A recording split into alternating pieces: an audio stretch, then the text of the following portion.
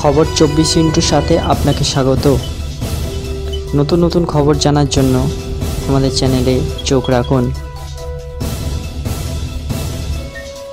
অনুপ্রবেশ রুখতে হবে না, উস্কানিতে পাওয়া দেওয়াও চলবে না, প্ররোচনায় ফাঁদে পড়ে মাথা গরম করাও চলবে না, মাথা ঠান্ডা রেখে পরিস্থিতির মোকাবিলা করতে হবে বলছেন বিএসএফের পূর্বাঞ্চলীয় কমান্ডের সর্বময় কর্তা তথা স্পেশাল ডিজি রবি গান্ধী। তার মতে ফ্রন্টিয়ারের গোয়েন্দা শাখাকে আরও শক্তিশালী করতে হবে, গ্রামগুলির ভেতরে নিজেদের সোর্স আরও বৃদ্ধি করতে হবে, সীমান্ত লাগোয়া গ্রামগুলির মধ্যে বিএসএফের বিভিন্ন কাজের সীমা আরও বাড়াতে হবে।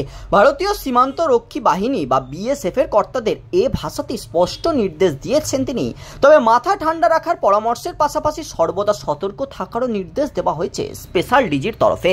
ভারত বাংলাদেশ সীমান্তের তপ্ত পরিস্থিতির মধ্যেই এবার ভারতের সীমান্তরক্ষী বাহিনীর পূর্বাঞ্চলীয় কমান্ডের উচ্চ পর্যায়ের বৈঠক হলো। তারপরে এসে গিয়েছে একগুচ্ছ নির্দেশ। অনুপ্রবেশের সময় সশস্ত্র হামলা হলে জওয়ানরা যেন পাল্টা গুলি চালাতে পিছপা না হন। দেশ রক্ষায় কোনো রকম আপোষ নয়, এমনকি কোনো বিএসএফ জওয়ানের বিরুদ্ধে যদি ভারতের ভূখণ্ড রক্ষায় সামান্যতম গাফিলতি দেখা যায় তাহলে কঠোর থেকে কঠোরতম ব্যবস্থাও গ্রহণ করারও বার্তা দেওয়া হয়েছে। প্রসঙ্গত ভারত বাংলাদেশ মোট সীমান্ত রয়েছে 4096 কিলোমিটার। মোট 6টি ফ্রন্টিয়ারে এই সীমান্ত রক্ষার দায়িত্বে রয়েছে Dakshinbanga frontier, Uttarbanga frontier, Guwahati frontier, Mizoram Cachar frontier, Meghalaya frontier, Tripura frontier, Assam ফ্রন্টিয়ারের কাঁধে। সদ্য 6টি ফ্রন্টিয়ারে ইন্সপেক্টর জেনারেল এবং ডিআইজিদের সঙ্গে বৈঠক করেন ইনস্ট্যান্ট কমান্ডের স্পেশাল ডিজি। সূত্রের খবর, কেন্দ্রীয় স্বরাষ্ট্র মন্ত্রকের তরফে একাধিক নির্দেশ ইতিমধ্যেই পূর্বাঞ্চলীয় কমান্ডে এসেছে।